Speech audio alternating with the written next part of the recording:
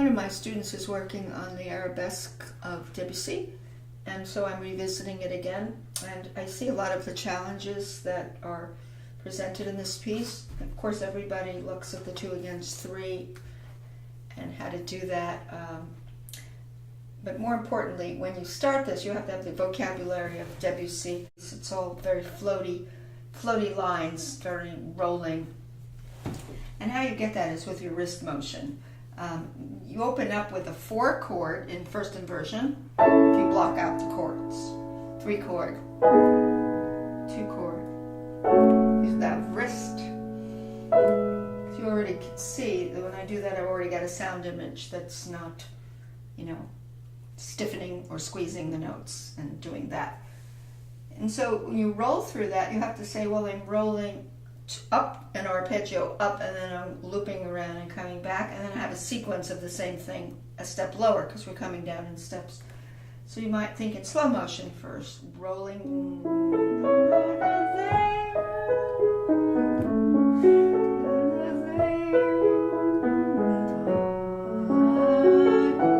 And what happens next is a double stem here where you have a bass line. Use your wrist.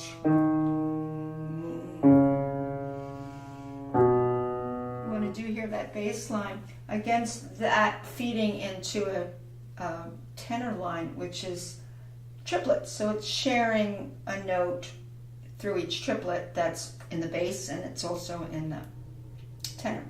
So we really have this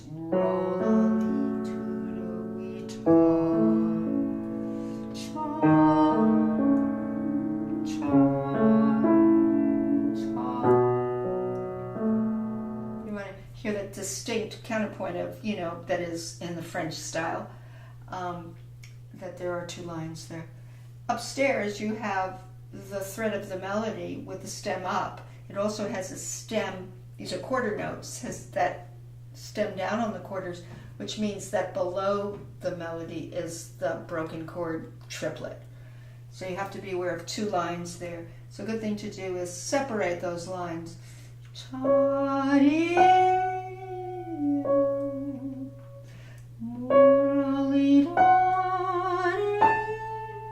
Destination there, falling down. So you want to hear that.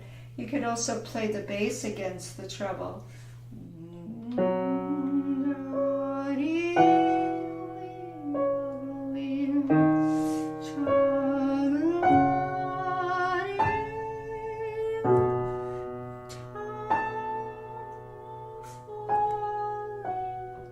Ultimately down. Now that's very good to do because you're really finding out what your framing idea is there on the outside, the treble upstairs, the bass, and then you have the harmonies. You could kind of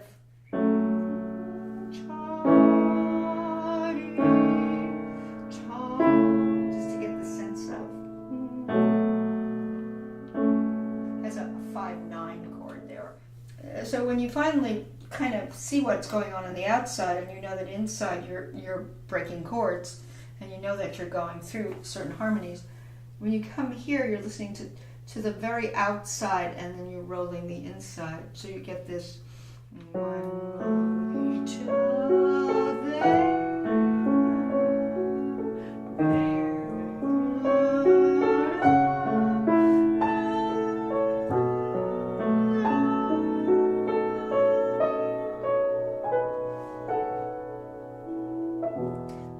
Slow motion, and even in slow motion you still want to do in slow motion with contour what you're going to do later. And so now we get to this 2 against 3. Now what I do is I practice how each hand is shaped within its rhythmic framing, not to say, oh, there's an arrow between these 2 notes and an arrow. That's a little bit of a training wheels, and it's okay for a while, but it doesn't really teach you that each hand has its own rhythmic orbit. For instance, left hand.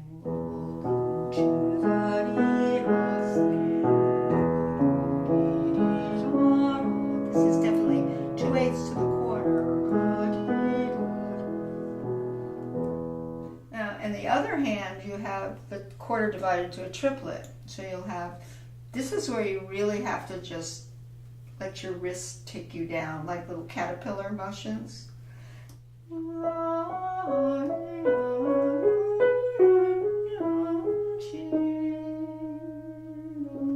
Finish. Triple it, triple it, triple it, triple it, half note, quarter. So together you're doing.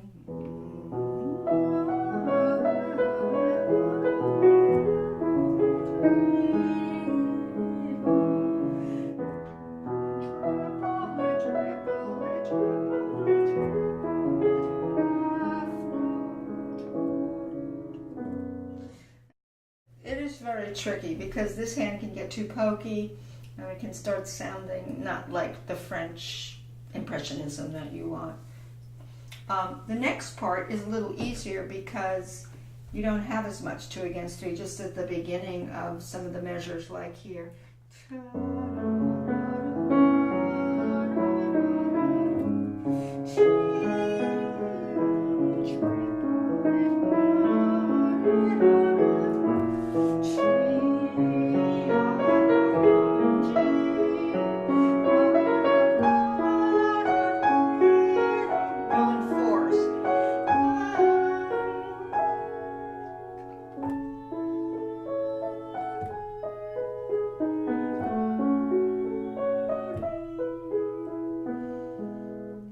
So much wrist control. It's all about how you can let the notes be played by your wrist. Of course, you have to know the notes under your hands.